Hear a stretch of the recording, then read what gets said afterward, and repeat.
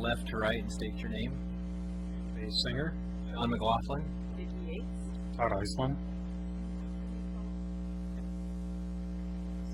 If there's any public comment on items not listed on the agenda.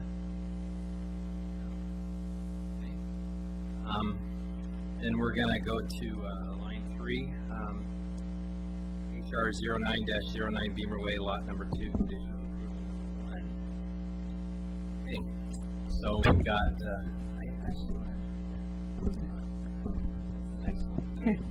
Hey, we've got 2 people. Actually, if you want to start with staff recording. Let's start staff and then. Yeah. That's okay. Thank you, Chair McLaughlin. This is a continuation of HRO 909 condition of approval number 1. As you recall, last fall, the board reviewed an infill new construction on a partition of a landmark, and the remaining condition was the applicant needed to resubmit a detailed landscape plan showing how they were adequately buffering the new construction with the landmark. There was also a condition showing an increased setback. In your packet on page 4, you see the revised landscape plan, and that does show both the increased setback and the proposed trees, and showing the full what trees will look like at the full growth. And the 2 applicants are here tonight. If you have any questions on the staff level, I think this meets the intent of what the board was discussing last fall, which was really view blockage was the most important aspect. And I think based on the quality and quantity of trees that have been provided, as well as the increased setback, they meet that.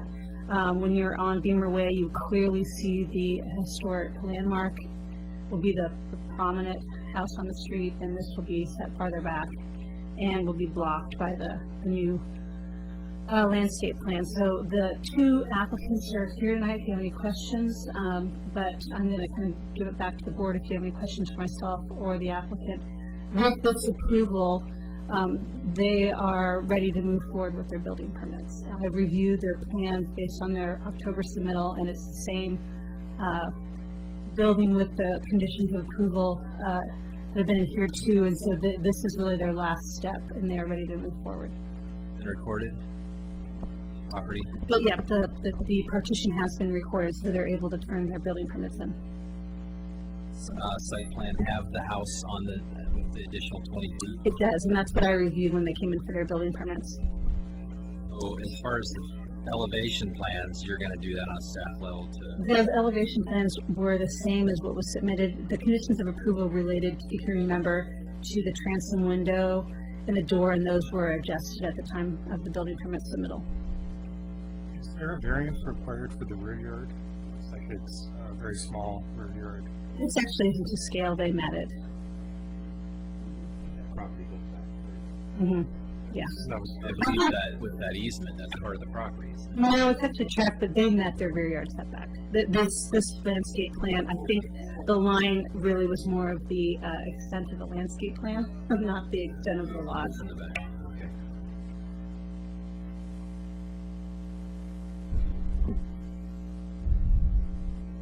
Anybody else have any questions? Well, we've got 2 people to hear from. Start with Patrick Sweeney.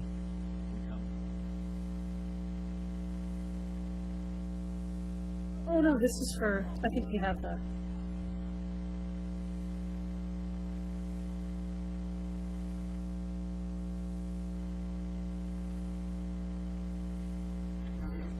Sorry. Come on, you can do it. Hey, what do you think we're doing up here? Gee whiz. Okay.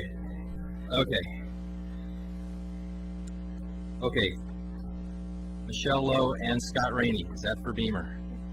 Okay. Any preference here? Come on up, Scott. Okay. Need you to state your name, your address. Yes, come and take a seat. Who is Scott? You're Michelle? Okay, well, if both of you could state your name and your address, please.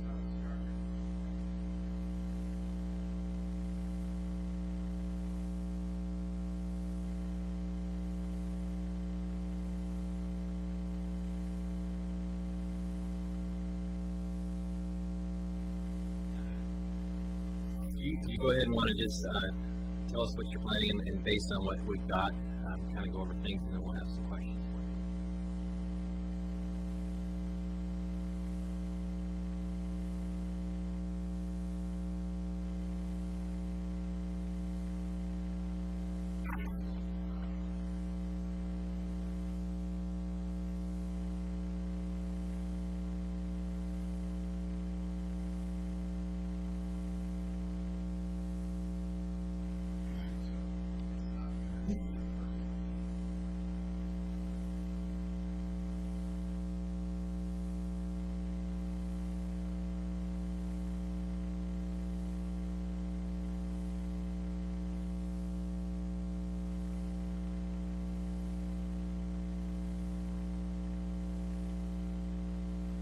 The question that I had was regarding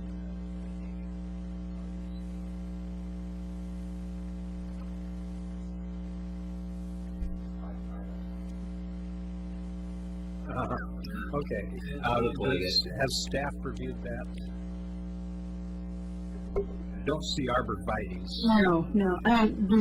We're looking at vine maple, flowering cherry, flowering pear, azalea, rhododendron, hydrangea. These are all, if they're not native, they are acclimated to the climate. So if you're allergic to a irrigation system, these do not lend themselves to requiring an irrigation system. Are you putting a fence down this side? Sorry. Is there a fence on this side that separates your property from the historic home? Did you plan on anything there? How far back off the line, the front property line? Are you gonna come back to the house and start it, or are you gonna have a fence along where the plantings are?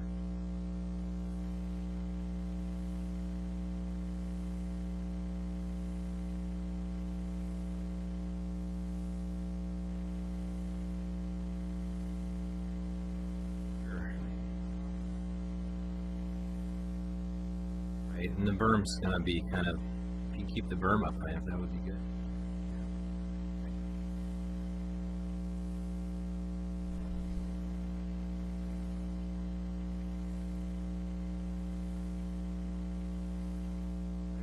And I think the landscape. I mean, plenty there. Yeah. We'll make the motion for approval of the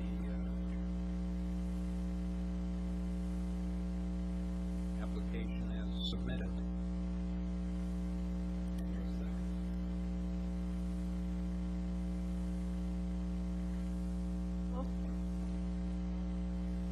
Mr. Eisner? Ms. Yates?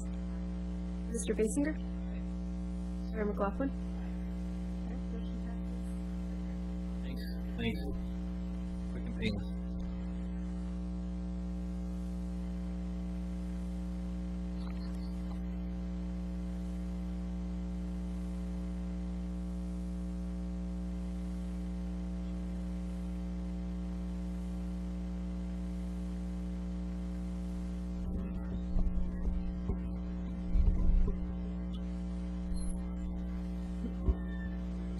Well, we're still working on it. My suggestion is That's hear that, and I'm getting copies of my PowerPoint just let the applicant know. We're having technical difficulties still, and you know it's bad when the person who helped install the system can't figure it out. So we really are trying our hardest. We could probably get copies of your presentation, so I'm in the next 5 minutes, I'll probably find you, and if we need to get copies, we can get those made. So if you want to start, I can do my presentation, and I'm getting copies made of my PowerPoint, and we can pass them to the board, and we can make copies for people to share in the audience as a stopgap measure. The agenda is HR 10-01 and HR 10-02, the Atkinson Memorial Church addition and demolition request. I'm required to read the Historic Review Board opening statement, so if you can listen. It's a bit long.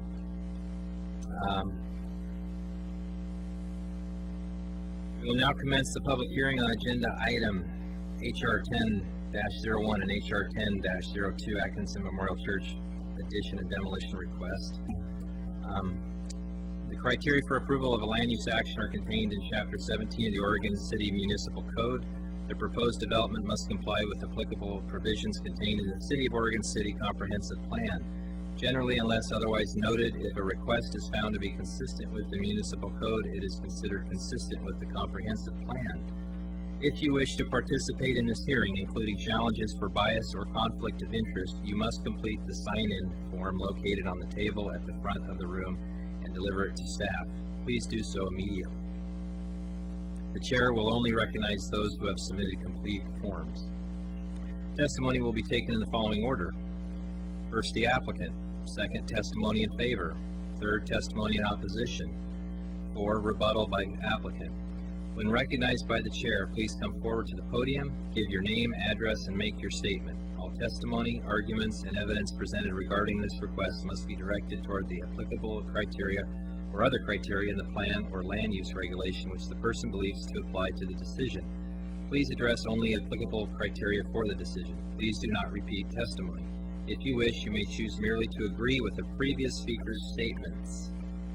An issue which may be the basis for an appeal to the Land Use Board of Appeals shall be raised not later than the close of the record at or following the final evidentiary hearing. Such issues shall be raised and accompanied by statements or evidence sufficient to afford the Commission and the parties an adequate opportunity to respond to each issue. Failure to raise an issue accompanied by statements or evidence sufficient to afford the decision makers and the parties an opportunity to respond to the issue precludes the appeal to the Land Use Board of Appeals based on that issue. Failure of persons to participate in the public hearing, either orally or in writing, precludes that person's right of appeal to the City Council or LUBA. Written testimony submitted prior to the hearing constitutes participation in the hearing. Failure of the applicant to raise constitutional or other issues related to the proposed conditions of approval with sufficient specificity to allow the decision maker to respond to the issues precludes an action for damages in the circuit court. Prior to the conclusion of the initial evidentiary hearing, any participant may request an opportunity to present additional evidence, arguments, or testimony regarding the application. The Commission shall grant such requests by continuing the public hearing pursuant to the standards contained in ORS 197.763. Do any of the board members have a conflict of interest or ex parte contact regarding this application? We might want to mention the pre-design meeting from October 2009.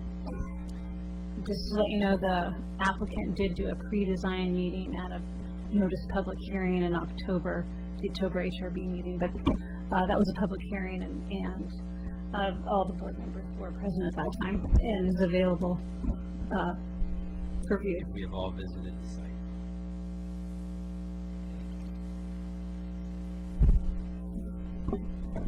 Give it back to you. Okay. Thank you, Chair McLaughlin.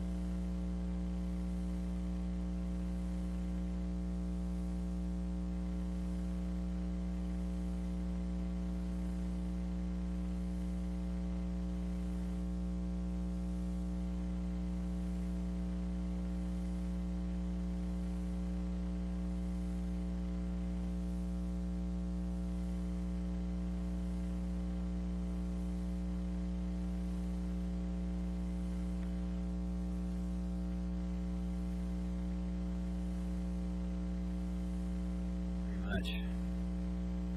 ready for the applicant. Go ahead and come forward and state your name, your address.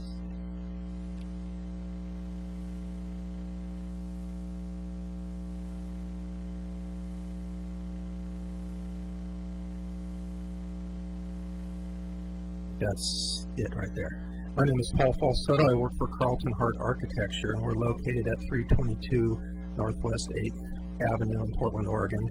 And I'm here on behalf of the Atkinson Memorial Church. And I like going back to old school technology, so if you're able to find this handout, that copy's way up, and that's this handout, I'm going to talk through this. And I'm pleased to do so because a lot of this involves our thought on how to make a new building that's also an addition, contextual and appropriate to the McLaughlin Conservation District and the Atkinson Memorial Church building itself. So the first page basically shows some of the guidelines and standards that we needed to address. And what's interesting about this project is that we had to address both guidelines for additions and for new construction. Our building's big enough that it should address both, and we did. I'm going to take you to the second page that says site context, and we wanted to make sure we really understood the context of this immediate neighborhood. And right in the center is the church, AMC, and then in green is our site that we're building on, and we're surrounded by a variety of structures, both historic and institutional in use, so we could take learn from each one of these and take cues from them. The next sheet talks about the landmark resource itself. So what can we learn and how do we respect the 1925 building listed in the National Register? I think that this building is incredibly unique, and when you look at it in plan, you realize that it was designed with very careful symmetry. And the two gable ends to the left and to the right of that drawing actually are pointing north and east and north and south, or north and west. Or the very large stained glass windows that allow light in the morning and the afternoon, and that's something that's important to keep in mind. Next to it, the image of the north elevation shows that even though this building is symmetrical in plan, there's an asymmetry in elevation. So we have the rotunda to the right, we have a tower, one of what was two towers at one time, and we have another bay to the left, and the tower itself denotes entry point with those beautiful double wooden doors there. So we wanted to be mindful of how to add on to a building like this. Now this is a building that's fairly complete in and of itself, and what it really didn't want to us is an addition that looked just like it. Because first of all, it disrespects the original layout and intent of the design, and second of all, we can't match this architecture. We can't make Povey stained glass windows like these. So our choice was to actually do something that was more respectful and deferential to the church. And so the page after that, titled A Gentle Connection, was indeed our strategy. We wanted to find the most minimal point to connect to the building. Now we're connecting to the building both to provide access between it and our building, and even more importantly is to provide elevator and ADA access for the church itself. That was goal number one when we started on the project. And so to make a connection both to the main floor and the basement, we had to find just the right location, and we think we found it in this little bay area. And as Christina mentioned, on the opposite side, on the interior on both floors, is fireplaces, but they're actually not connected to a chimney. And so the fireplaces themselves are of modern material, and they actually have a little electric heating unit ingeniously placed in both of them to provide the fake fire. But it didn't appear to be any loss to historic fabric to take those out. And those little insets that you see there, we're going to go right in between those and even retain those little insets in the concrete wall. So the next image to the right shows the breezeway strategy. So we're going to create a little thin slip of a connection between it and our building. We're going to set it back 10 feet because that's advantageous for building code reasons, and try to make a very minimal aesthetic joint between the new building and the existing historic property. The next sheet, we're going to talk a little bit about the massing of the new building. Now, by right through the land use process, this site is zoned to go either 3 stories or 45 feet high, and then there's potential 0 setbacks in the front yard. So that's kind of what we started with zoning-wise.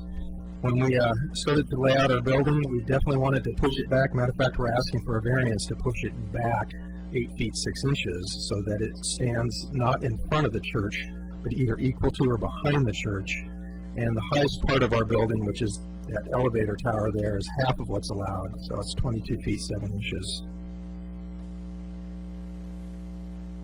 The next image I want to show you, it's that kind of bird's eye view looking north. And the reason I want to show you that is to show that the goal with the transition zone, and that's that red brick area there, was to make it as narrow as possible on the backside because we wanted to respect the daylight access to that beautiful East Povey stained glass window, which is very important to the interior aesthetic of the church. So keeping our total elements very narrow and actually stepping back the larger mass of the building to where it's not blocking any daylight was very important too. So we're not only shaping the building based on the front conditions, but also on the back conditions out of respect for the church. I think it's good to also note that this sort of building has HVAC units on it, and has heating, ventilating, and air conditioning. You can see the little boxes on what we're calling the education wing. And they're placed to be optimally located to provide fresh air into the classrooms, but we also made sure that we basically visually contain them with walls. We brought up some front walls on the north and on the east so that these are not visible, and that's a lesson we learned actually from the Pioneer Center, which proudly displays its HVAC units. We figured probably best not to do that here, and it was also out of respect for the houses around that would be looking onto this roof. The next page talks about the site in immediate context, and this image basically is to show that we've got a long building. This is a very long building, and one of the reasons it's long is, as I mentioned, we wanted to thin it down up near the church. And so we had to begin to think about how much of our building wants to talk to the church and how much wants to talk to the neighborhood as it projects and extends eastward. So the next sheet that has north facade on the upper left, first how we tried to do that. And Christina mentioned the transition zone, and that's the zone that provides the main entrance of the building. It provides the elevator tower necessary to make the church ADA accessible, and then that breezeway there. And in our mindset, the transition zone tends to be more of the church. And so we heard from the various meetings that we had that we might want to look at materials like brick, and we did. We placed brick on the transition zone. Brick is a masonry material similar to the material of the church, which is concrete masonry material, but maybe even more directly talks to the other use that's parallel to this use in the neighborhood, which is an institutional use, which is the Carnegie Center, which is across the street. So we thought it kind of helped knit this portion of the building back into one of the other landmarks in the neighborhood and directly with the church. And then as you're extending eastward, like I mentioned, the classroom wing wants to talk a little bit more directly to the residences, so it's scaled appropriately. We're kind of breaking up this long mass with projections. The windows are scaled in a manner that we see with residences as well. And on this, we're using a lap siding that has a very thick exposure to it, so it creates nice shadow lines. And then we're using a panel system, which is the top-of-the-line system that James Hardy produces. And we felt that this classroom wing both talks to the neighborhood and works really well with the transition zone. The next page shows how we would see, looking eastward down 6th Street, how our building does indeed set back and how its massing and scale is below that of the church. And hopefully allows that church to remain to be the visual landmark on the block and in the neighborhood. The sheet that follows that shows, as we're kind of turning the corner between 6th Street and Jefferson Street, how this building's scale tends to hold more towards the neighborhood, and how we're taking those materials and turning the corner with them. The next image that says east facade, we're going to settle here for a minute and take a look. And as Christina mentioned, we are designing a facade and a massing of this building that is compatible with the parsonage, which is another building that the church has owned for quite some time. And we also feel that the massing of the building works well with the adjacent houses. And it's important to note that the Oregon City Preschool, we're preserving as much as we can, we're responding to the preservation of the neighborhood, of the historic resource on site, and we're also preserving a use. And Oregon City Preschool's been on the site for a number of decades, and they will remain in this building, and in a building that's much more accessible than the previous house that they've been in. You can see that inspiration was taken from a kitty corner house, the Anderson House, and its lap siding and its welcoming porch. We're trying to do that here in a way that's a little less formal than you saw on 6th Street. If you go to the next page, we have the other two elevations, the south elevation, which faces into the back of the property, and then the west elevation, which is pretty much right up against the church itself. And then I'm going to have you go to the 3D model image that shows kind of an aerial looking southward that shows the massing and how it's laid out and the space that we've carved in back. And the last two sheets I brought up just in case you wanted to talk about it, but the next one is the architectural site plan. And we are planting trees on 6th Street and a fair amount of them there. A couple trees on Jefferson Street. We have trees in the parking strip along Jefferson Street. And this kind of begins to suggest some of the landscaping, which tends to lean a little bit more towards the residential sort of feel.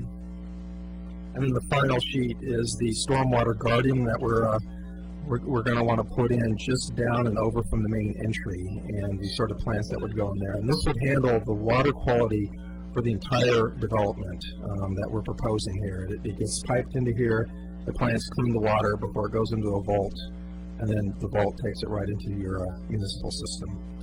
So with that, I am open for any questions you may have.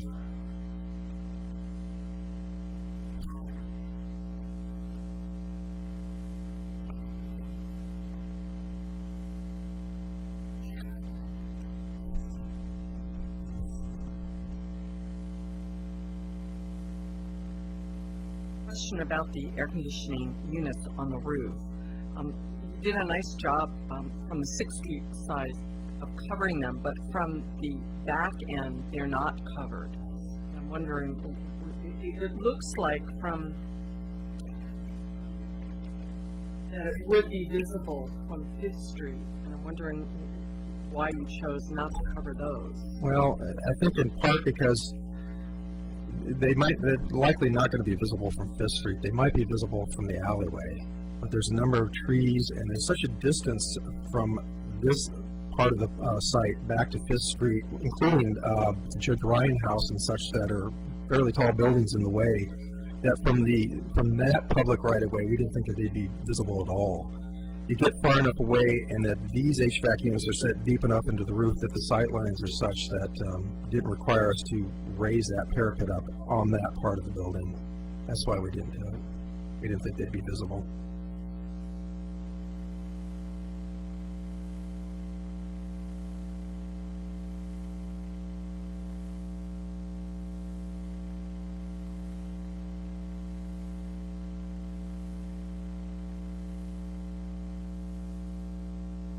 It seems like it's pretty well parallel 5th Street. The contours are going left to right.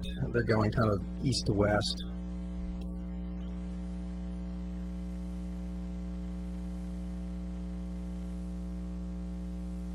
I've got a concern about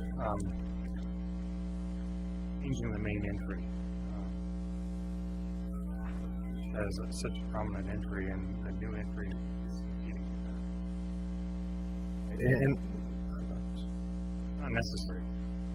I don't believe you have that entry there. the 6th Street entry. Right, and the church feels that the entry into the church is the entry that almost everybody will use, except for those folks that might need an accessible entry point.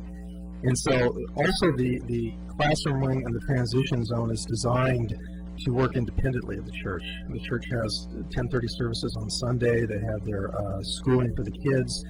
But during the weekdays, we have other uses going on. We've got Oregon City Preschool. And so it was felt, and there could be the potential on Sundays to host weddings and celebrations. And there might be the need to have yet another entry into the lower portion of the church that's accessible, without going through the main body of the church. And so that's why this entry was felt to be important.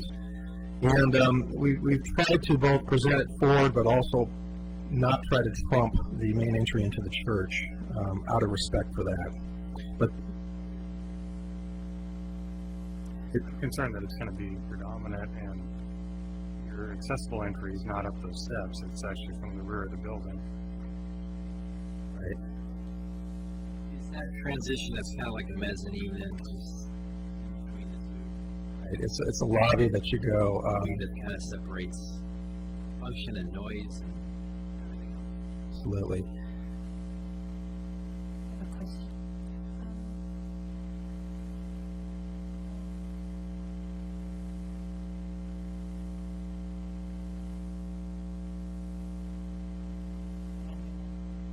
Well, the things in the transition zone, we tried to take inspiration from the church, was a bit of a play of massing, and indeed it was the entry point into the transition zone, trying to find the best image that highlights that.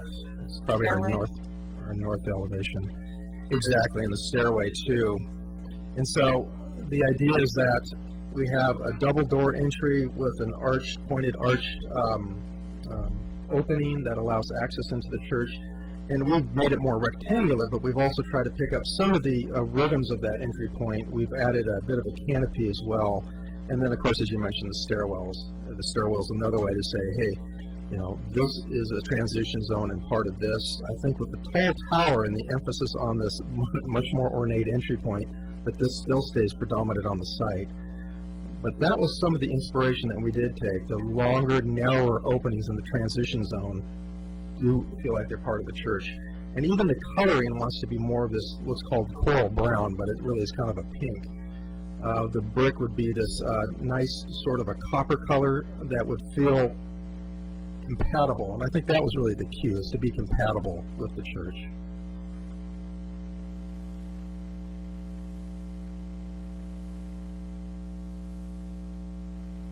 Other elements that I would have liked to have seen. And the rounded elements. I was going to just point out that there are several facades on the original church that are gabled. And my question when I saw the facades on the new addition, air conditioning, why wouldn't you have gabled those? Let's keep the roof line, at the very least, keep the roof line. As you mentioned, there's several elements on the church roof line that are gabled and also that are flat too. And so This is completely flat. it is.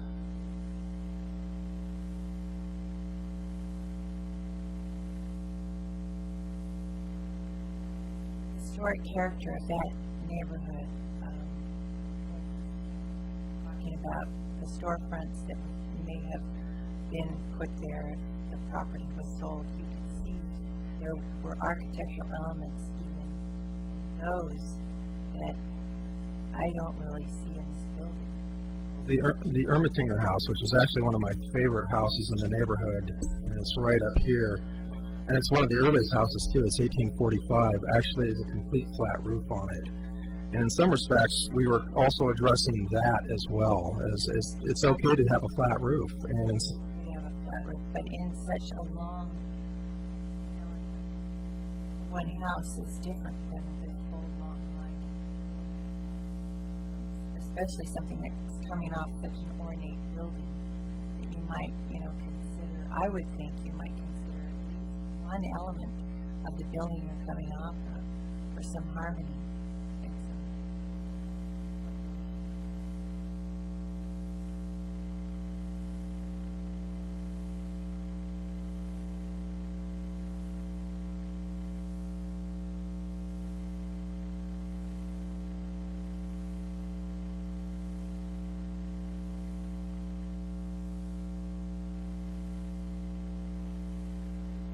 Objective as possible. I have to say everything is very well prepared.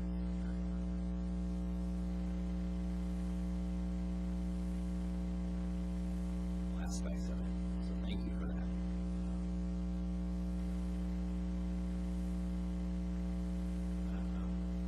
Thank you very much. Yes, sorry.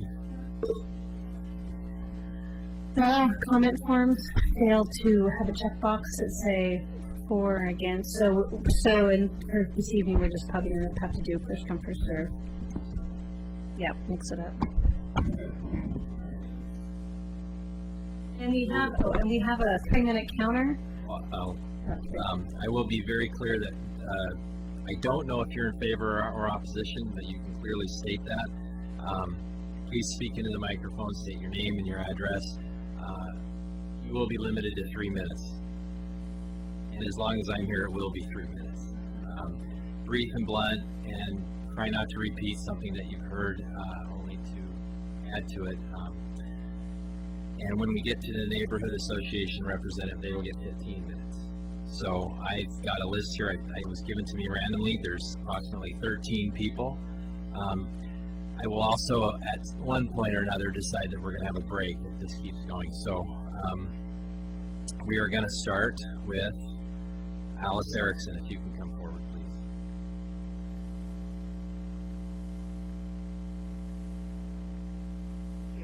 My name is Alice Erickson, and I am the moderator or chairman of the Board of Trustees for Atkinson Memorial Church. So I'm here speaking on behalf of the board and also on behalf of the congregation to let you know that our congregation overwhelmingly supports this plan. We did take a congregational vote several times throughout the process. The most recent one was on January 31st, and we're so excited about the plan because it gives us 3 things. One, it gives us the RE space we need. It gives us the accessibility for our older congregational members and our handicapped congregational members. And it also, we really believe, fits in very, very nicely with our existing building and the neighborhood. We chose a long, long time ago, before I was even involved, Carlton Hart, because of their experience with historic buildings. And also, we're so pleased that they really have made, and you've also commented, an outstanding effort to blend our addition in with the neighborhood. On a personal note, I'm an old history teacher, retired now, but at one point I did teach history, and I absolutely honor, respect, and love historic buildings. I believe that this addition shows that same honor, respect, and love that I have for historic buildings, and I therefore hope that you will approve our plans as presented.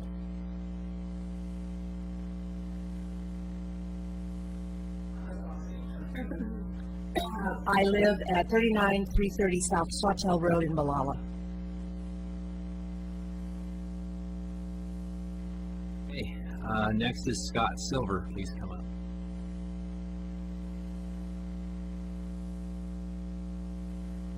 My name's Scott Silver. I live at 4405 Grant Street in West Lynn. I'm for this project. I've been a member of Atkinson Memorial Church for 9 years. I also serve on the facilities committee there. Our church is the very center of our community. As you can imagine, in our community center, we celebrate births, we unite couples, and we celebrate and memorialize our dear friends. Our church is generally very accepting, the best group of people I've ever known. Everyone is welcomed. Well, almost everyone. History has locked us into an unacceptable present. That present is the rejection of our friends the moment they become unable to negotiate our facility to climb our stairs. If you review pictures of recent events in that building, you don't see modern times, you see 1955. Everyone's having a good time, but there's not a wheelchair or cane in sight. They say that the road to hell is paved with good intentions, but unlike normally what happens here, we're trying to tear up that road and speak to our infirmed with our actions within the sight of our children. I don't know all the details of this process and the requirements we must meet to be good neighbors. I hope our current plans are properly mindful. But unless there are serious problems with this project, I would ask this body to help us take the next step. A step that our infirmed cannot take without your help, and sooner rather than later. Thank you.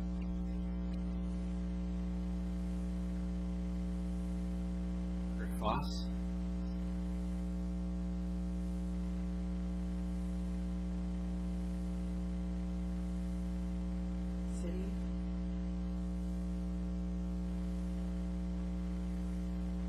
Actually, nowadays you don't have to give it.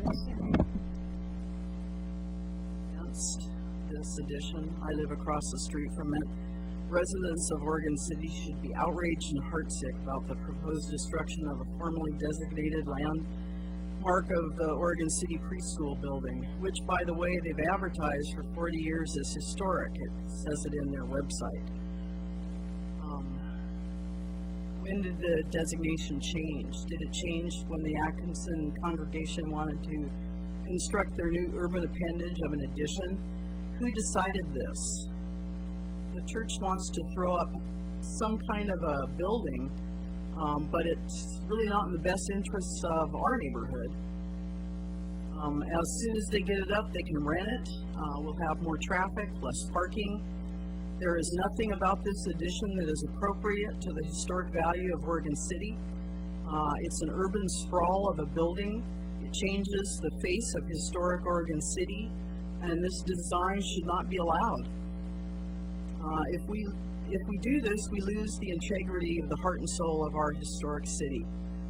The addition looks like a strip mall added to the church. They told us they tried to be sensitive, but if this is all they can come up with, please try again. It took 40 years to remove the facade from the Carnegie Center. Once this goes up, it's up forever. And this is going to be our legacy to historic Oregon City. Everyone probably knows that this old house just chose Oregon City as one of the 50 communities. One is chosen out of the 50 states for this old house neighborhoods. And what are we trying to do? I mean, I live around all these Victorian homes. I've been here 20 years, and I'm appalled that this is going on. No one came to us and said that this has been in the planning for 2.5 years. Yet everyone can go door to door for canned food drive and leave flyers on our doorstep. But we weren't even aware of this until a few months ago. You know, we seem to be persecuted as homeowners to have correct windows and doors and siding and the fencing. And what are we doing here? I'm just really shocked. And the next time I see Oregon City in this whole house magazine, will it be for the remodel section with a picture of the Atkinson Memorial Church? Please don't let this happen. Thank you. Mark Mass?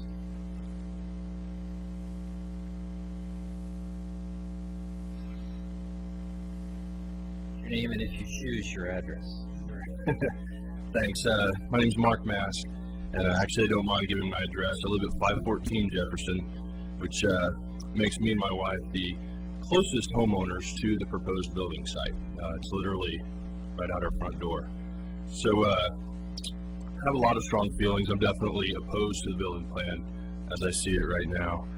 I definitely agree with some comments coming from Margaret and from Cindy about the roof line of the project. It looks very flat, looks very modern, reminds me a lot more of a strip mall.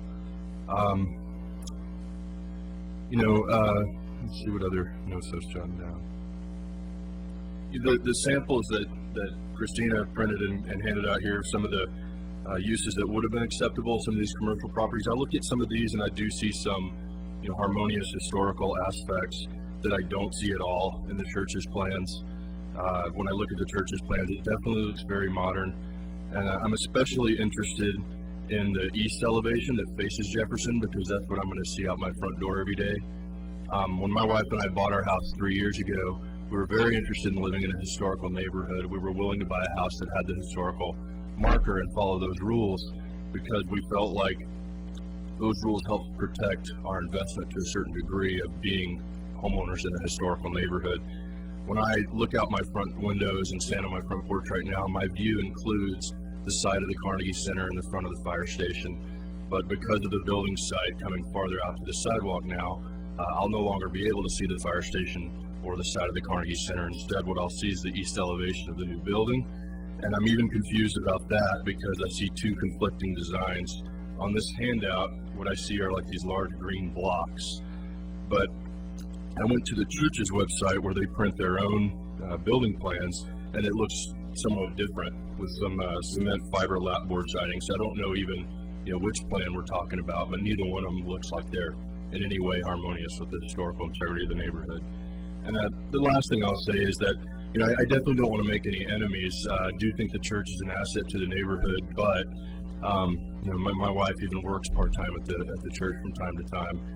But she and I definitely agree about our opposition to the building, and I think it's pretty telling that those in favor, to a large majority, seem to be members of the church who don't actually live in the immediate neighborhood, so they may spend a few hours there on Sunday or another day of the week, but they don't see the building 7 days a week out their front window like I did. So I would appreciate just some consideration about the impact it has on the immediate neighborhood, the people who bought homes and live in the area, very close to the new building site. Thanks for your time.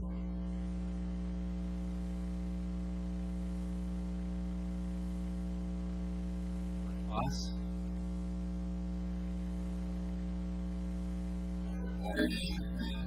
Hi, I'm Robert Foss. I live at 508 Jefferson. I also live in North there, and native for a long time off the front door of my house too.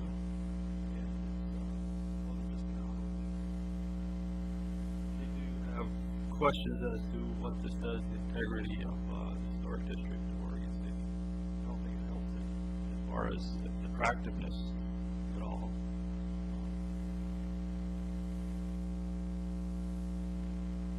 So we have problems with what it will do to our property values living across the street from there, and the probability of selling our home someday. Tell somebody that I live in an historic district in the neighborhood. Like a mall across the street, kind of amazing. I can't help but think that if this goes in the code, you're going to go, wow, how do we let this happen?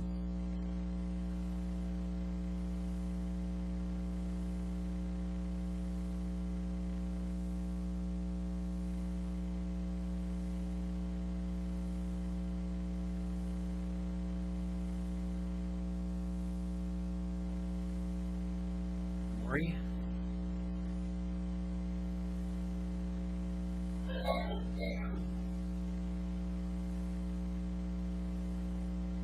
Maury, I live in unincorporated Clackamas County.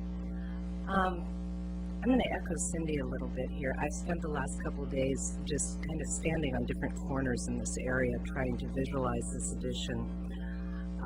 First of all, I'm in love with the Carnegie. It is incredibly unique. It is beautiful in its setting. Putting a brick structure directly across the street, in my imagination, actually detracts from the Carnegie and its uniqueness. I found it interesting that the Ermatinger House was cited as one of the items considered in building this, since the Ermatinger House is an invader in the neighborhood and is from a much earlier era, does not fit the construction in the McLaughlin neighborhood. Also, the shapes in the Atkinson Church are incredible. The gables, the curves, the window shapes. That building was built with love after a previous church had burnt. I understand that you don't want to mock a historic structure by trying to pretend that you've expanded it, but this is so 180 degrees off from the beauty of that church. I think it detracts not only from the church, but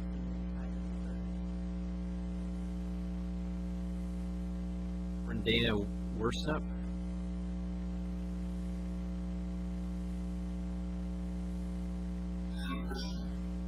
I am the minister at Atkinson Memorial Church, and when I filled out that card, I made it look like I lived there.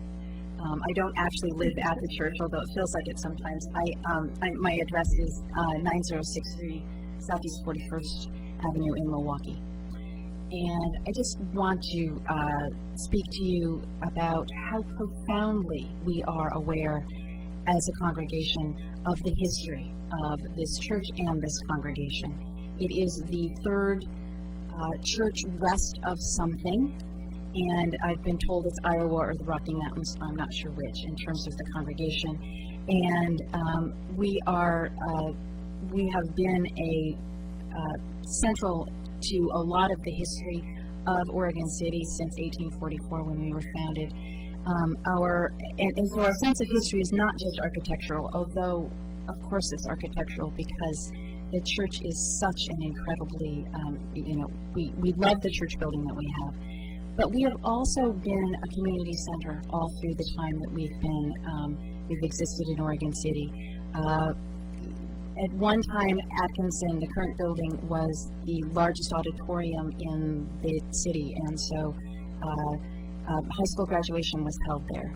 And I found this diary from the 19th century of a young man named Henry Fancher, who talked about coming to Atkinson Memorial Church. Actually, it wasn't called that at the time because Atkinson was still the minister there. And about going to a meeting in favor, they were discussing women's suffrage, and the group came out in favor of it. But it's been that kind of center in the community for a long time. We want to continue to be that kind of gathering place. The elevator is critical to that. There is no way to get into our church without climbing at least one set of stairs, and usually more obviously two.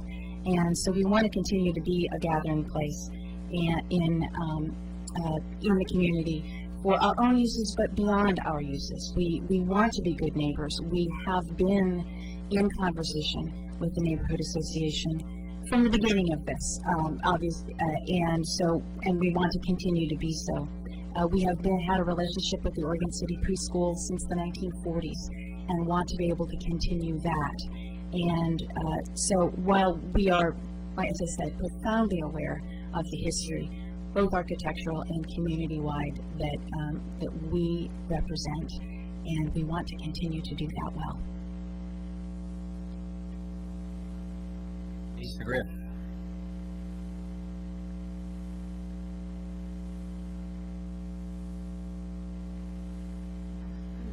You don't have to if you don't want to. I do not.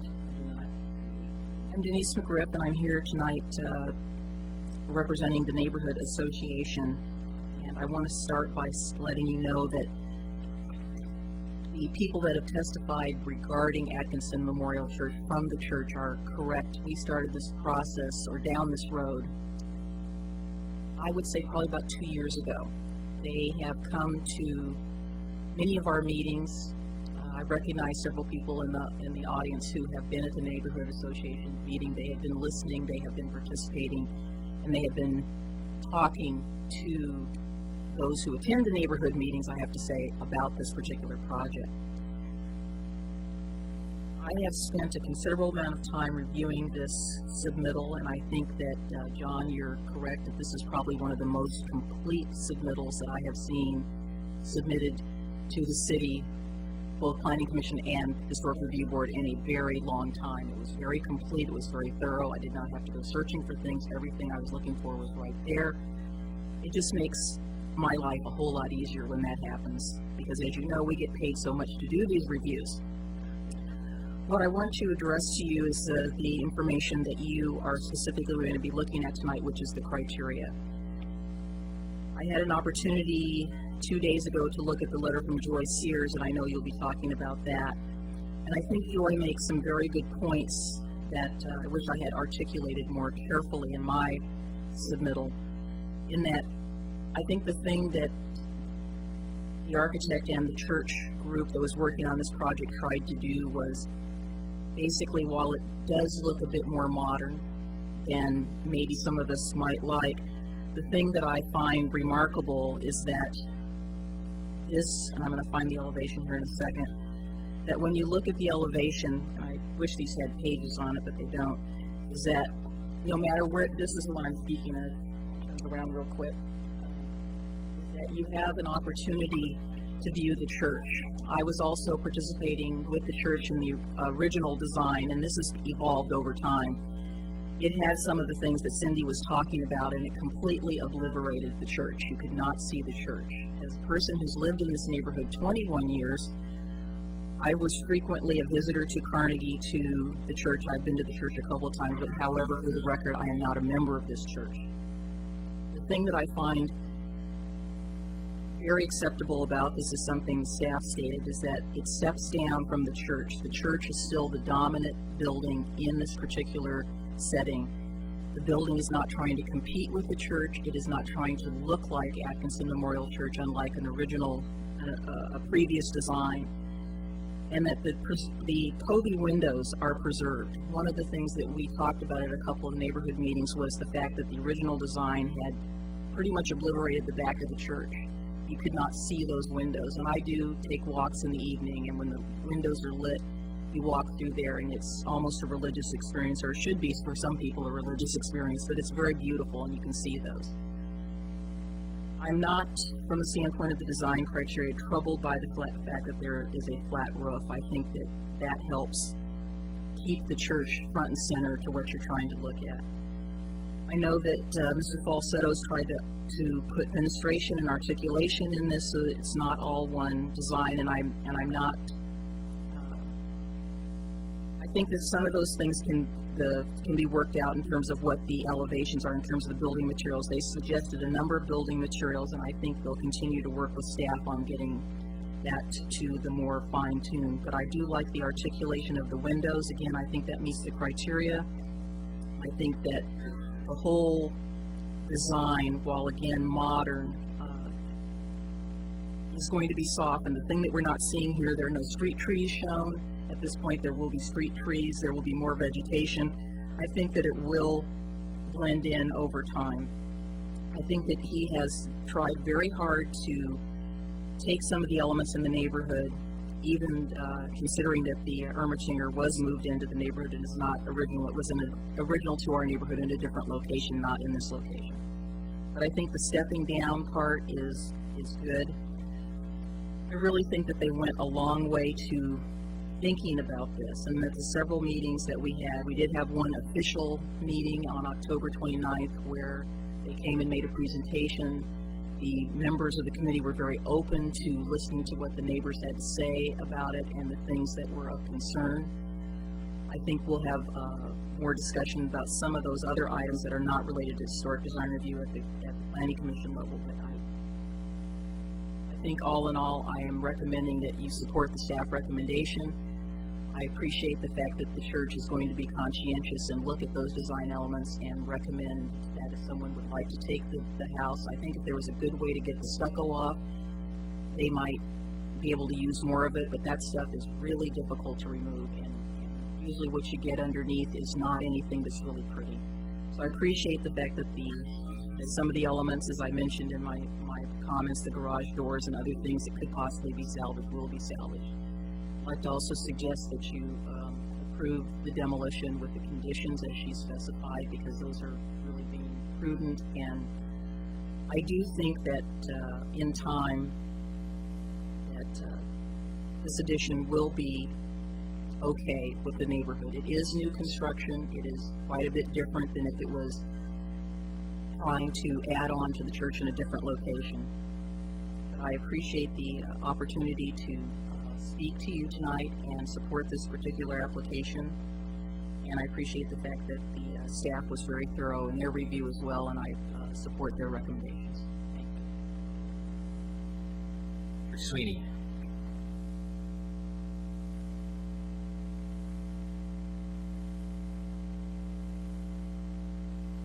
I'm a resident neighbor. I live at 801 5th Street, corner of 5th and Jefferson. And I come up here tonight to voice my opposition to the proposed addition to the church. Many things have been said already that came up to speak in opposition already. So I don't want to say the same things, but a couple things. I want to kind of pick up where Karen left off, where she was talking about the compatibility, or she was talking about this addition working in compatibility with the Carnegie Center. And I can see from the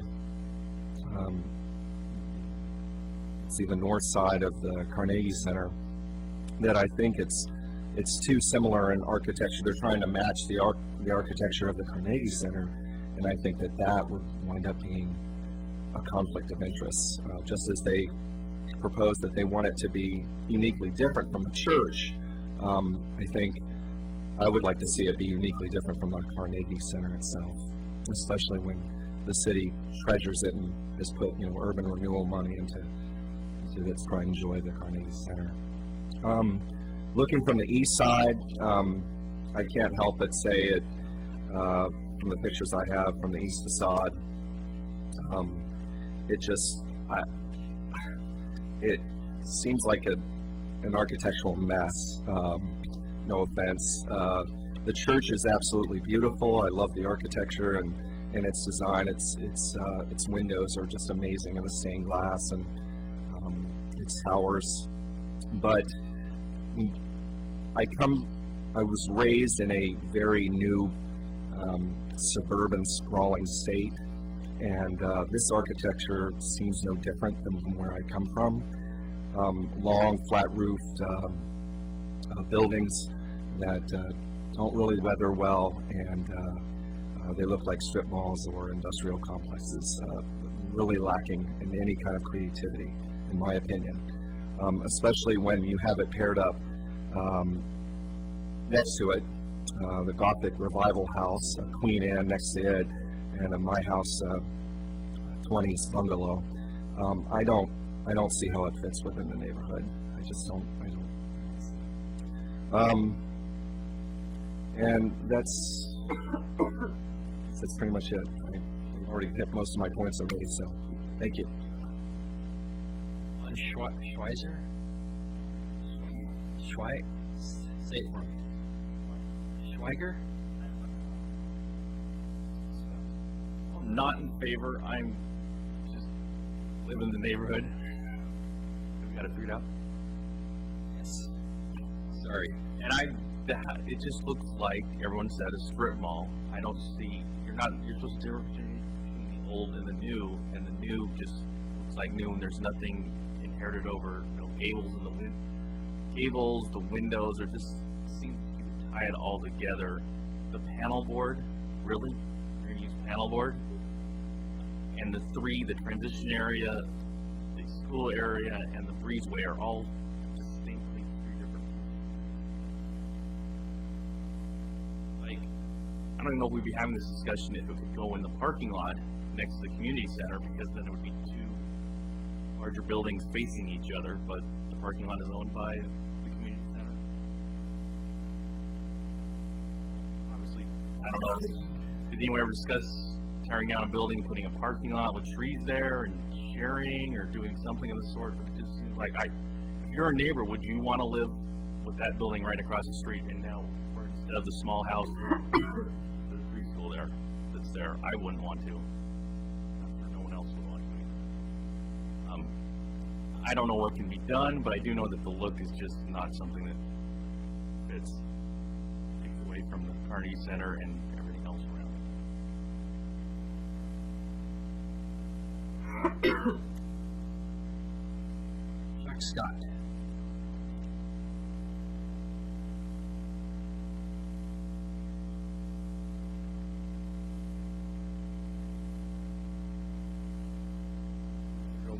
South Terrace Road, Oregon City. A member of the church. I'm in favor of the plans that have been developed over the years.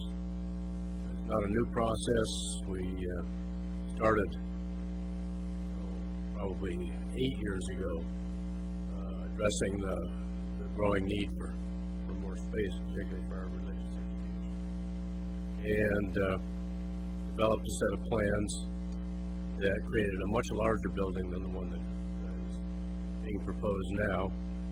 And when we began to feel like we could take on a building project, re-examined those original plans and decided we needed to scale them back for several reasons. One of them cost, and one of them the fact that the larger building did hide a good bit of the church.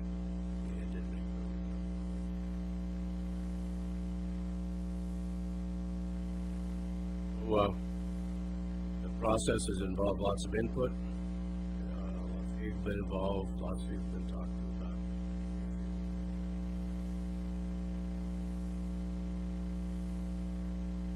More that's been given, except the handicap issue is something that we've struggled with for years. We've had lifts that go upstairs, and those aren't very satisfactory, and we've had people fall off of those. It just hasn't worked. And so the transition through our congregation is, as you get older and become somewhat infirm, we stop seeing those people. Taken for the directory, if they're being taken upstairs, they can't come to events that they would partake in as part of the congregation. And don't know how many members we've lost who have never made it into the church just because they tried to or looked at the facility.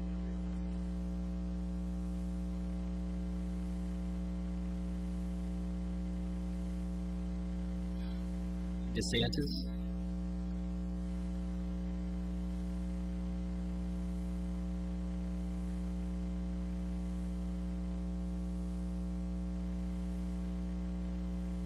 My name is Dean DeSantis, and I live at 20140 South Olympus Road in Oregon City.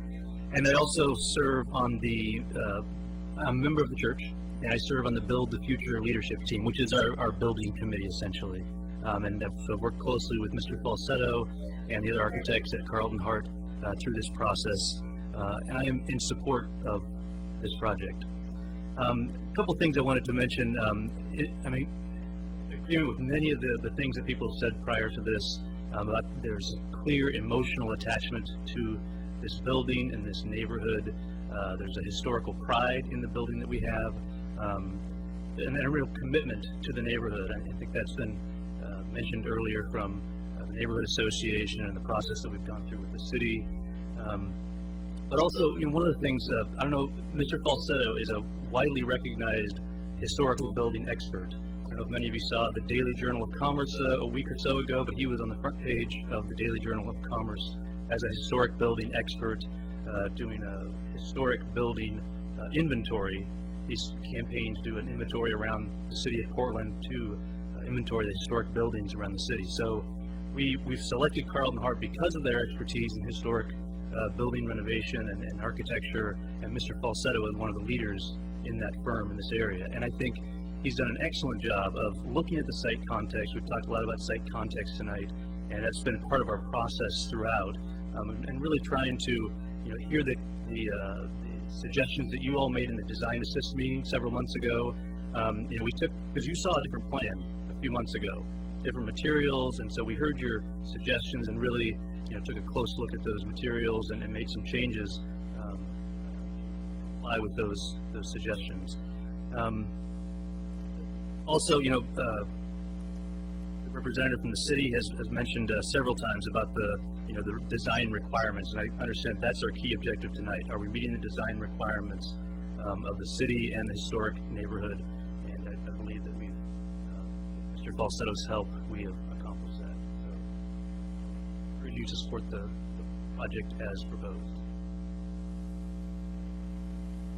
Scott.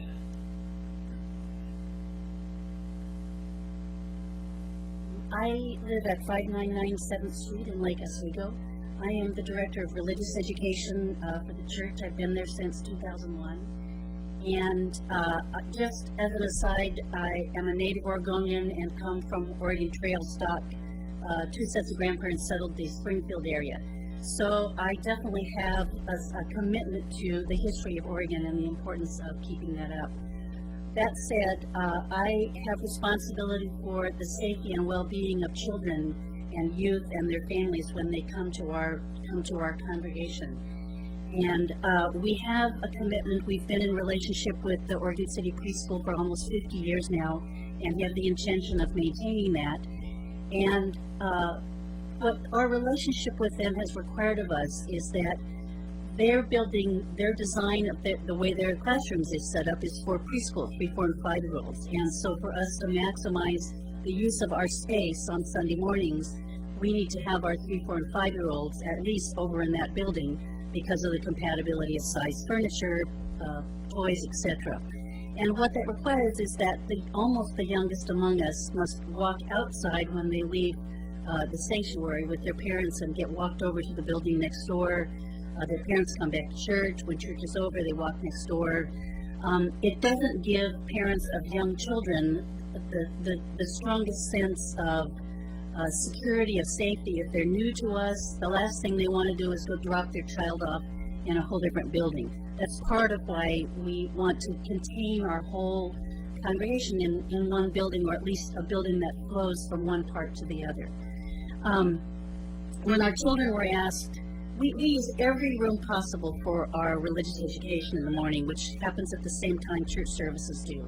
And when our children were asked, what's your vision of new space if you could have it? One of the comments was, we would like classrooms instead of corners. We use every single corner of our church at this point, and would really like to make better use of the building, the old parts of the building that we have. For example, our dining room downstairs, which is a lovely large building. It incorporates the round side of the building, and we can't use it fully for coffee hour, for dining rooms, because it houses 1 or 2 classrooms every year. So that space will be made much more available for uses for families, for the whole church, as well as wedding receptions when we no longer have to use it as classrooms. The other thing that I wanted to say is that we've heard a lot about the need for making the building accessible for older people. But what this new building will also do is make it accessible to children and youth who have special needs. And one of the gifts that it will facilitate for the Oregon City Preschool is that their families will be able to enter on the Jefferson entrance, which is level. There's not one step that goes in that entrance. So people can enter from that way as well as from the rear. But so families, when they come to that program, can bring children in wheelchairs, on crutches, and make that program as well as ours accessible to children as well as older people. The last thing I would say is that, I'm sorry, am I out of time? Okay, thank you very much for your time. Really, Walsh?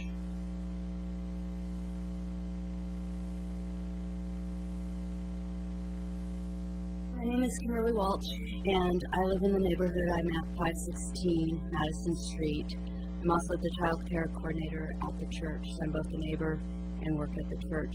And I'm in support of this project for a lot of the reasons that people have already said, especially the historical aspect that Denise talked about. So something new that I will add, so I'm not redundant, is not only I think is it important that this neighborhood thrives historically, because that's really important to us, but also economically. And 7th Street has done a lot of changes, a lot of new businesses.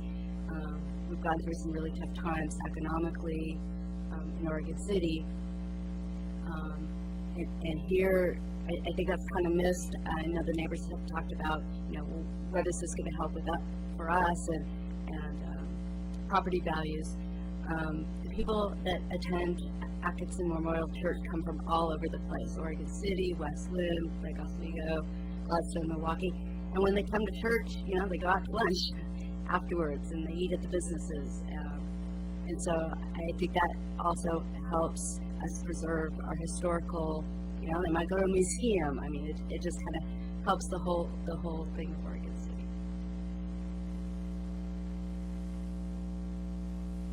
Thank you, everybody. That is all the public comments. Now, rebuttal by the applicant.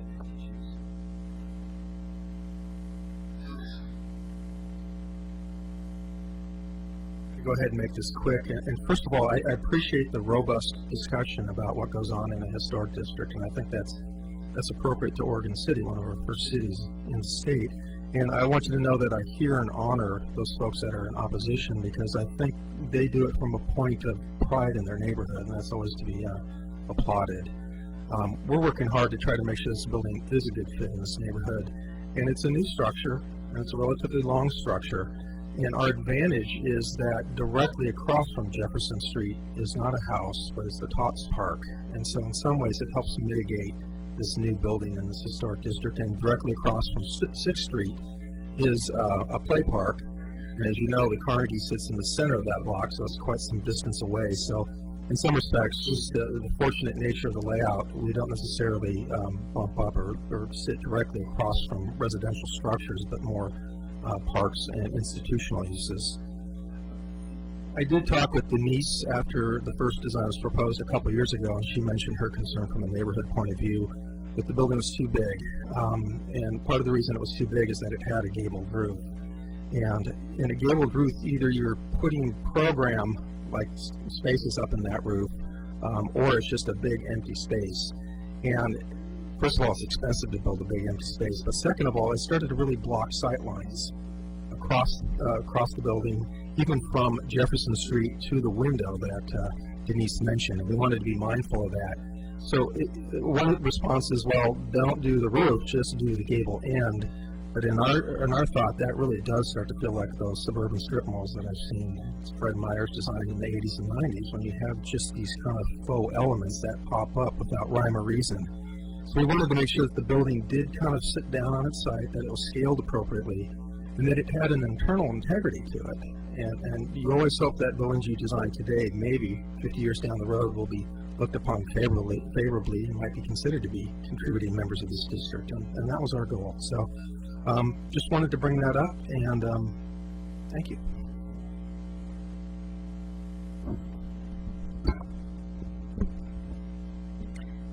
No, I mean, at this point, you can close public hearing aspect and do deliberations. Just know that if you start, bringing the applicant back in again or looking at conditions of approval, or you may want to open up the public comment again if people want to comment on that. So.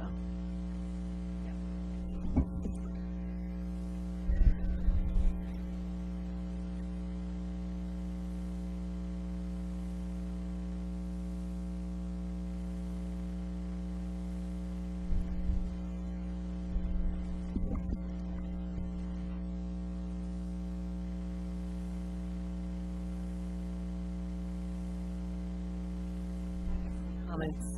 I really love this design. I am not troubled with a flat roof at all. When you look at different elevations and from the bird's eye view, you can tell that the building isn't flat across. It does go in and out. When you look straight on the building, the roof line is not flat. There are interesting elements that go up. I think it mirrors the Carnegie and it fits with the Carnegie. I don't think it competes with the Carnegie because it's just too different in the more modern elements. I think the massing and the proportion are great. I disagree with some of my colleagues up here about who mentioned that they were troubled with the steps, that the steps might be, the steps of the new building were competing or could be competing with the steps to the church. For me, the steps to the new building, they repeat the element of the church, and to me it pulls it all together more. Also, the steps to the church, because the main entrance to the church is a little wider and there's that other setback staircase right next to it, it's clearly much wider, and to me you can't mistake the new set of stairs in the new wing for a main entrance.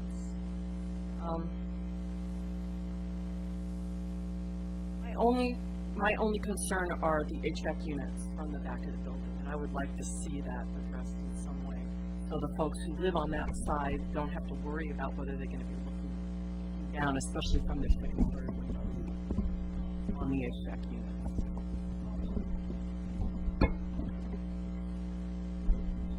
I think the massing and the forms are very well thought out, I think. Very good design and their articulation.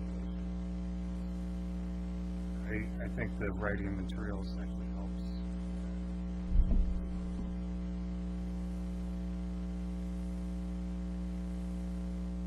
I'm not troubled by the flat roof at all.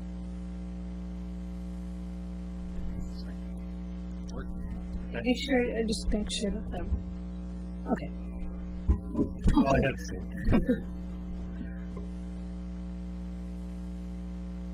I know that there's a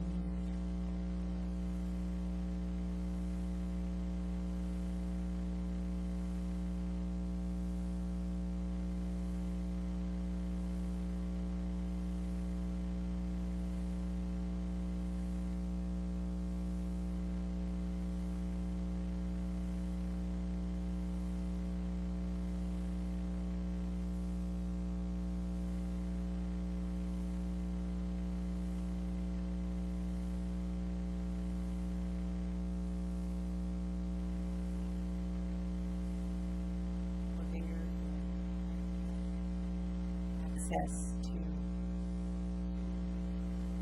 making them look like.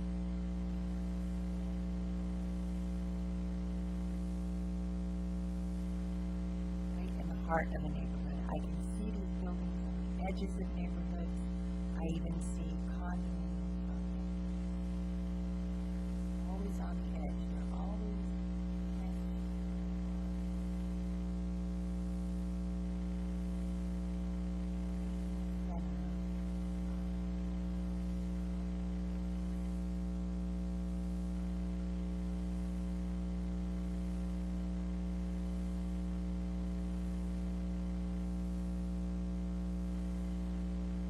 I hope I'm not just talking for the sake of hearing myself, because I hear that a lot.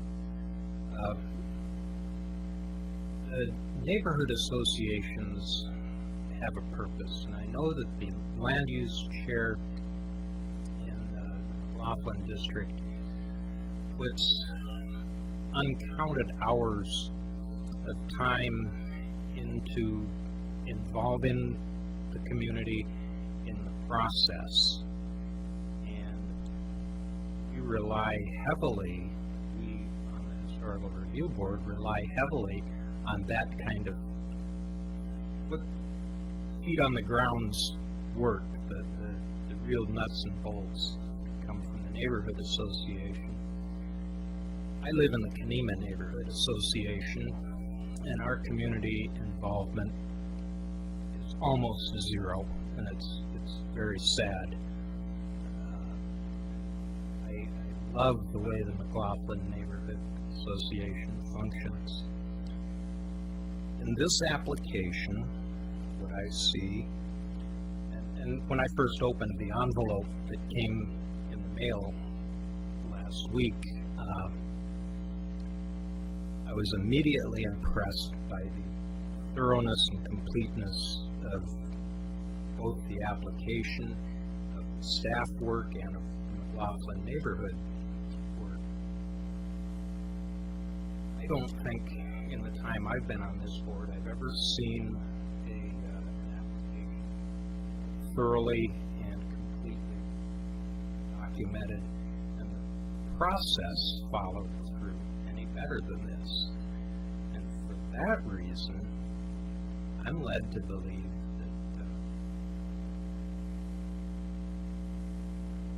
result of the process has to be right. I'm not an expert in architecture. I would never pretend to be. Though the architects who do know a lot more about this than I do have made a very strong case for this design.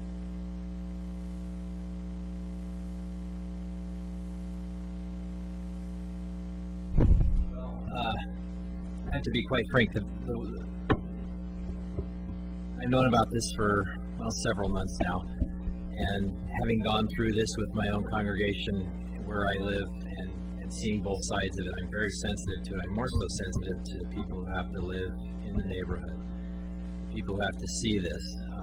However, I also see the need for the church. It's clear. Everything's been done and designed what the city's standpoint, from the code standpoint, this meets the criteria. There's no emotion involved in it. There's no feeling involved in it. It's what meets the criteria. And if all the criteria is met, regardless of who's in favor or against it, if the it meets the criteria, then and it meets the conditions of approval, it's compatible. And though some may feel that this is what I have to look at, and believe me, I know. I often wonder when things were built 80, 90 years ago, if there was opposition to things. If there was opposition to the Carnegie Center. If there was opposition to the McLaughlin House being hauled up the hill. I don't know. However, the code is here. It's here what we're to adhere to. And there are things that can be changed. There are things that can be mitigated. But for the most part, based on what's happening, I see both sides to this. I'm very sensitive to the neighbors. So I feel that for the most part, the design is compatible. What I see also is a bare building that we're all looking at in a conceptual framework. I think also with landscaping, it's going to only enhance this. And I also see and knowing through education with the Secretary of Interior's guidelines how you've got to keep things separate. You can't try and make one thing look like the other. And the guidelines are specific to that, and that's what the code's built on, and that's what we go by. And that takes a lot of education to know what the guidelines are, and spent a lot of years studying them and using them. And I may not always agree with them. I may not agree with this. I might, but at the same time, it's the guidelines and it meets the code in a lot of ways. And so that's where, at least from our board, we have our feelings and we have our own emotions with something like this. However, we also have to use the code first.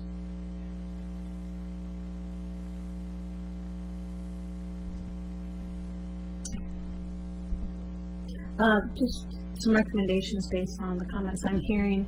One, I think there could easily be a condition of approval that can be added that might be able to address the HVAC issue that Ms. Yates brought up, and that could be potentially a sightline study. I'm looking at Mr. Balsetto.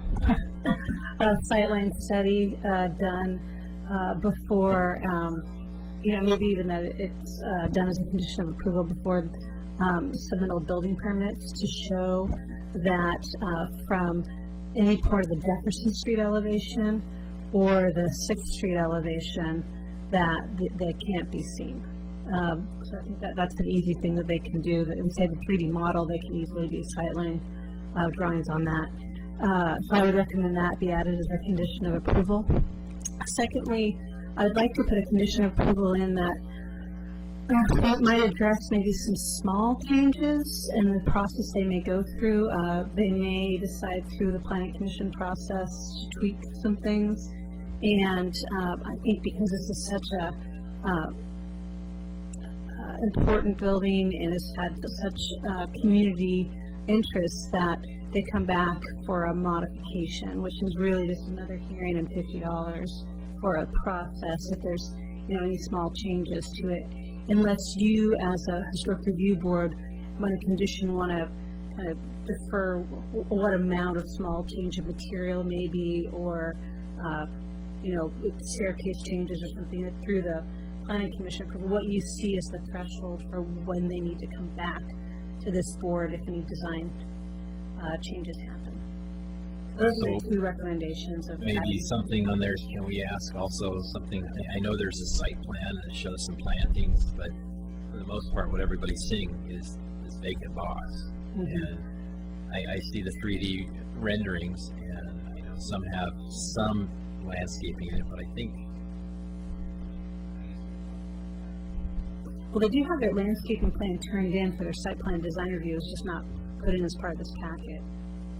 And is that something that we take issue with, like we did with Beamer? Yeah, you can take a look at and see if there's any landscape, sections of the landscape plan that you think may be adversely affecting or adding to the. Trying to look for enhancement. Yeah. Softening. I may, at this point, I don't have it unless Mr. Falsetto has it with him at this point. It's gonna be something I know I'm gonna wanna see. Well, That's something we can put into the. I do have access to it, to print it out potentially. We have to take a little bit of a recess, but I can, we do have it on our hard drive at City Hall. I can print it out and provide it to the group if they want to take a 5-minute recess. We could enter it into the record tonight. Yeah, it's, I think you had something at least for the rain garden. there was the rain garden's here, but the just general, It's a site plan. no, just the general landscaping plan.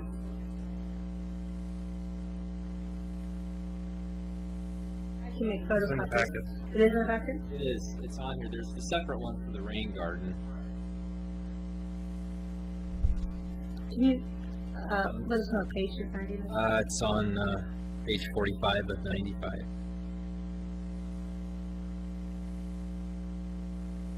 Yes.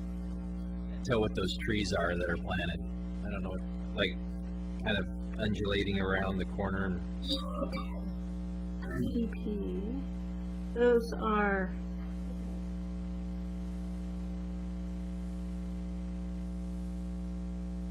A tree I've never heard of. Um,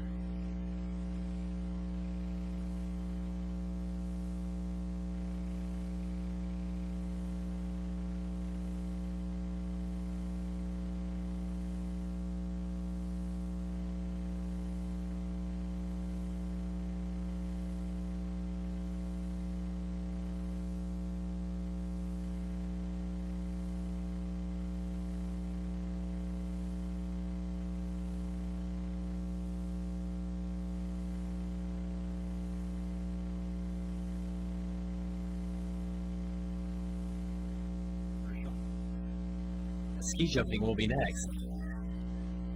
Wait till midnight.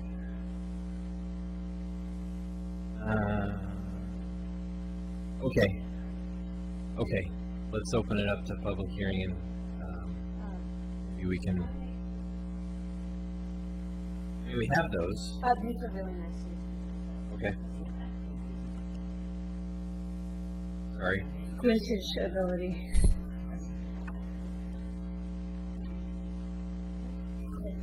Yeah.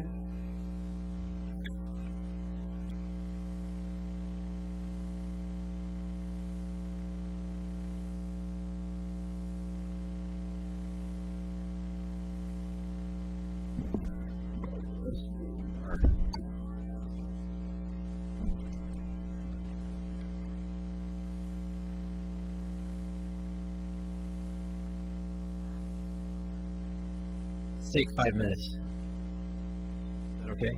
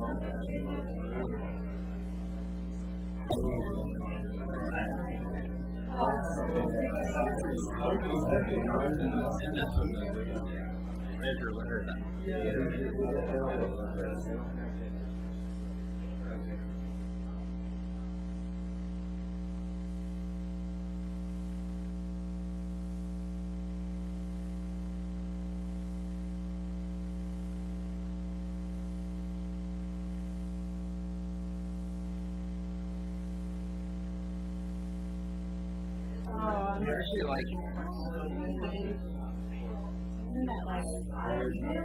want me to email you the list? I mean, I've gone through this. What to do to me?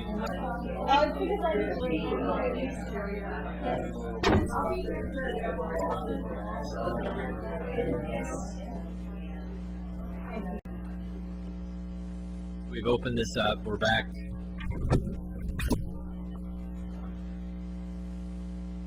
My only question was if you fellas know, I mean, these are Latin. I know these are probably maples that you've got here, these acers. Is that right?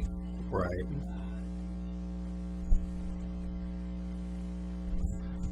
So I introduced myself earlier, Dean DeSantis. I also own a landscape contracting business. So my firm actually created this design. One of my designers did. So the trees that are labeled AG, the Acer griseums are paperbark maples. They'll get maybe about 15 to 20 feet tall, something like that. A really nice peeling bark. It's a slow growing tree, but a nice kind of peeling red bark maple. And then HM behind those, right next to the building, and in front of our kind of piers on the education wing, are witch hazel, the MMLS. And those they're actually blooming right now, so it's one of the few kind of winter blooming shrubs that we have out there. So some nice color against the building there. Over on the Jefferson side, labeled CO, this is a Chamaecyparis obtusa, and this is a upright growing evergreen. So it'll be fairly tight along that kind of soldiering next to the entryway there. And then the other areas, there's kind of a hatch right next to the sidewalk, and that's a ground cover. So just a low growing ground cover. And up next to the building, that's all a shrub bed that you see in white there. And that's yet to be specified. So if you have recommendations for what kind of shrubs you'd like to see there, we're still open on that. Are these trees on Jefferson? Yes, the QC, those are oaks. It's a species of oak. Clearly not the large oaks that we see native here. And I'll have to be honest, I'm not familiar with Cocinia. Which one that is? Your elevations actually show a lot of these trees in place. Yeah. The 3D models, when we tried to model the trees, they look like cacti. So we stayed away The from question that. was, for the most part, everyone's seen that, and you can see the tree, but I don't know if it is our jurisdiction to talk about.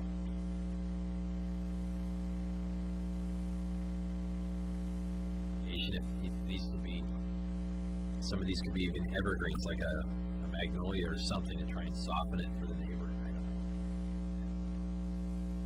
The oaks along Jefferson might, particularly the one that's closest to Fifth, or closest to the alley there. That's right, closest to the alley. The first and second closest to the alley might actually, once they grow up, cover those HVAC units, and you wouldn't be able to see them across the street. 6 months of the year.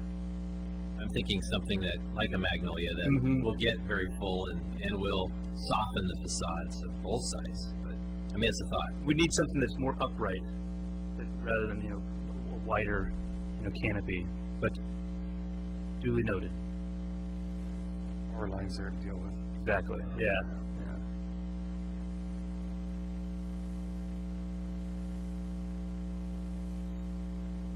The paper barks are beautiful. They're slow.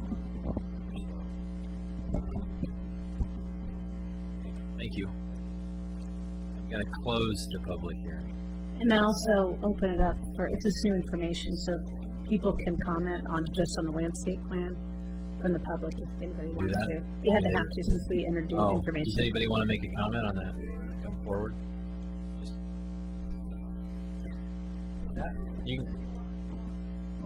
No, what I was asking was what the landscaping is. What is it doing to the building? Well, in other words, mitigating, trying to softening the edges of it. I was trying to see what the trees were that you had. I couldn't even read it. That neither. So.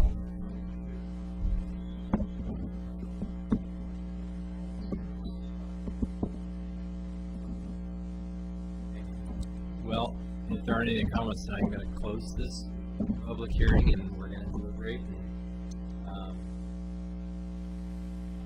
Who wants to deliberate or talk anymore or anything?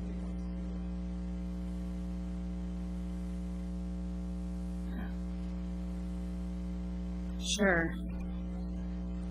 Let me get to my page. There we go.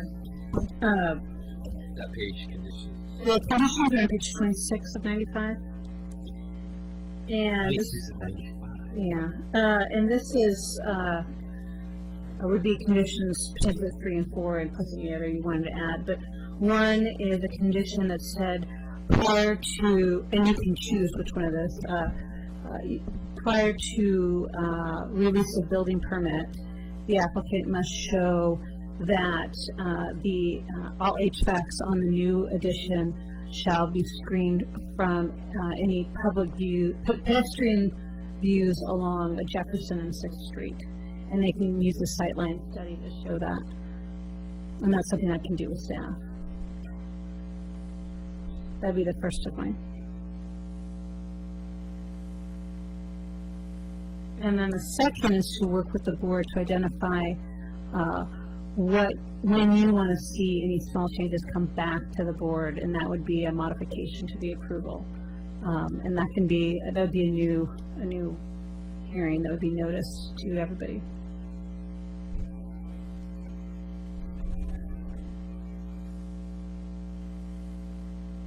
Right, and because this is such a sensitive issue, I just, on a staff level, I really want to have nice, clear, black and white threshold and metrics, so I clearly know when I'm doing some of the staff, and usually I usually push more towards a staff approval, but in this situation, I'm actually recommending the staff to be more erring on the side of a public hearing for small changes.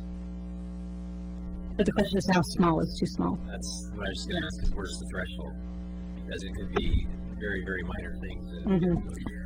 Right. I would say changes to the proposed materials in regards to, if the paneling changes to brick or the brick changes to paneling or the siding, any of those elements change and they add or delete an element. I think that is big enough. Here, before they would get. No, if they can, but let's say through the planning commission, there was where they just worked with the neighborhood and came up with a revised design. Those are things I would think need to come back. Those, materials have a big, I think, a big effect.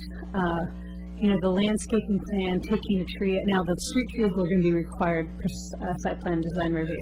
Yeah, and just to let you know, there are no trees proposed on 6th Street because of the width of the existing planter strip, which is why we kind of have the trees back behind the sidewalk. And that was a discussion with our engineering division, whereas the planter strip on Jefferson is wide enough for street trees.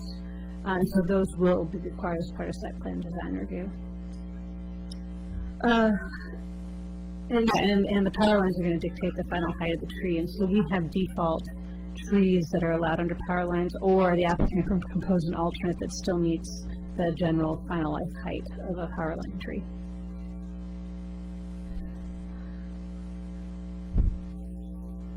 I know.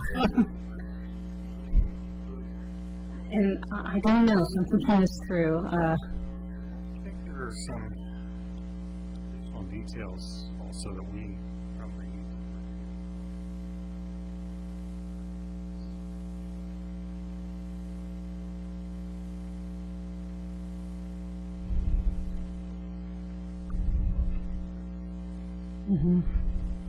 Another thing we could do is the same condition approval we did for Beamer Way tonight, which is generally approve the application, but through conditions of approval, tell them they have to come back to a noticed hearing, and that the board has to be able to approve those small details. Now the upside is the applicant gets to kind of go ahead to move forward.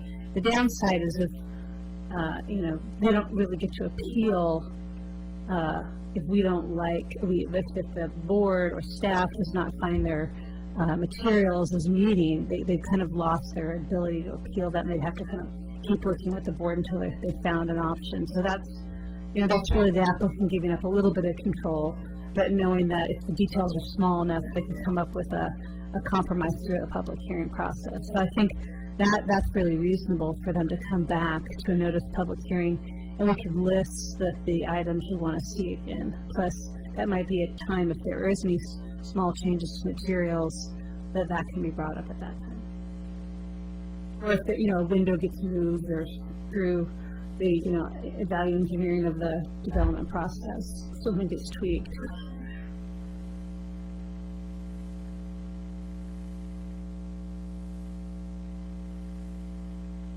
So, if that's something the board would like to do, I'll have to come up with it now, but we can come up with a list of details we'd like to see. They have provided the lighting package. They have some proposed lighting, but yes, they have not proposed things like the hand railings and, I think, is there, what else would you like to see? Well, there are some cornices and copings and stuff. Okay. Really, I think are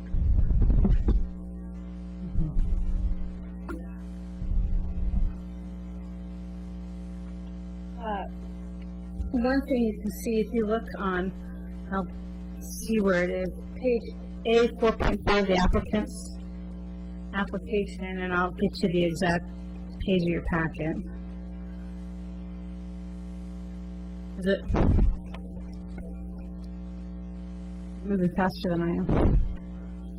I'm already looking at it. It just Okay. So, for direction back to the applicant, if they did come back for a condition of approval details meeting, what kind of, do you like them to bring samples of the product, or what would you like to see from the applicant that got to that next level of detail for you?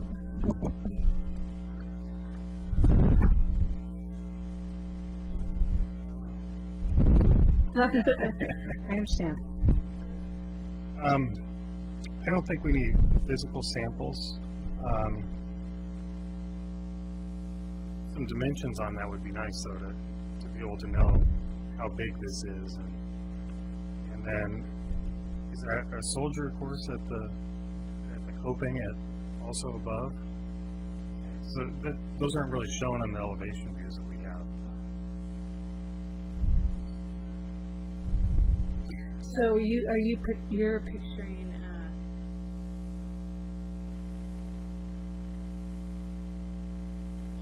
what we're seeing as the section of A4.4 on the applicant's drawing and providing detail elevation, or you want that to be translated to 3D? I'm just trying to figure out the correct wording to put.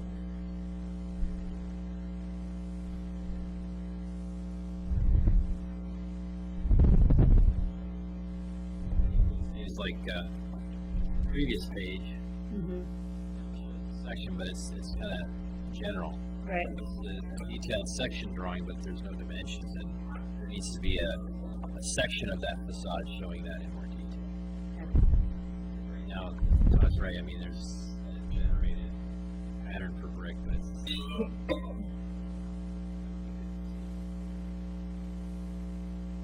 it's siding also. Siding doesn't have any exposure. Mm-hmm.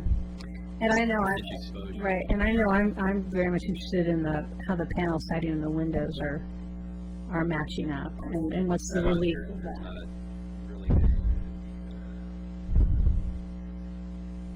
And the awning or entry structure that's on Jefferson Street, it looks like it's supported. There are columns coming down. I didn't really see any details in the proposal.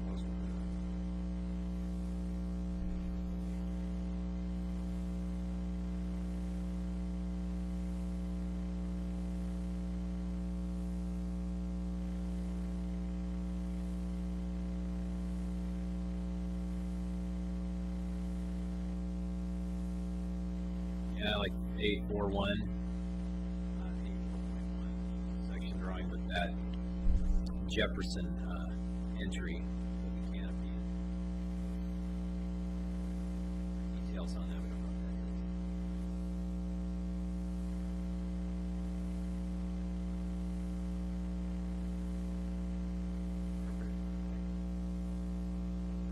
Gonna make the building.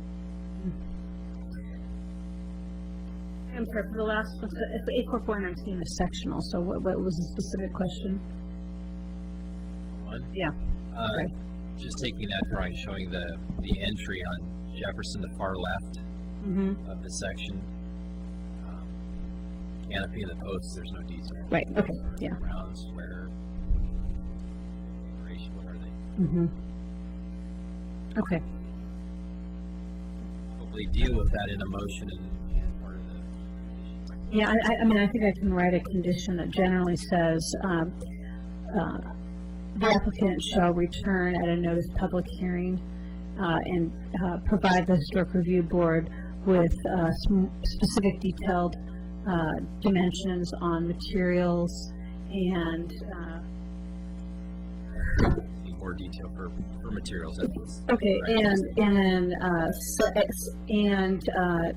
specifically with the siding details, the awning details, and any railings or support beam details.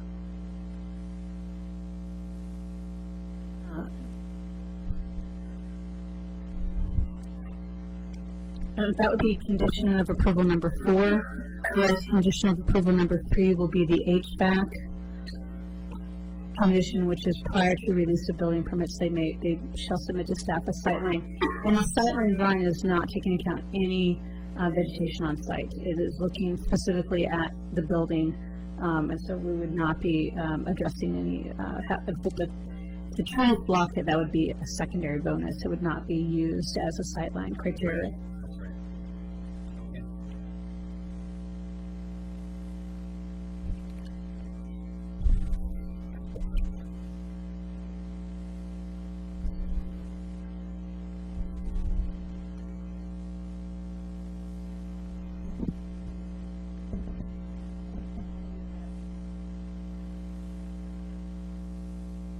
Recommendation with 2 additional conditions of approval.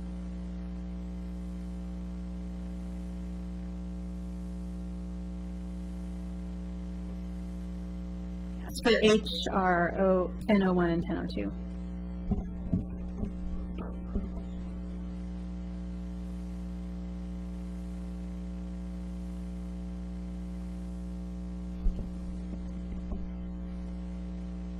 Ms. Toll? Mr. Eisland? Ms. Yates? Mr. Basinger? Chair McLaughlin?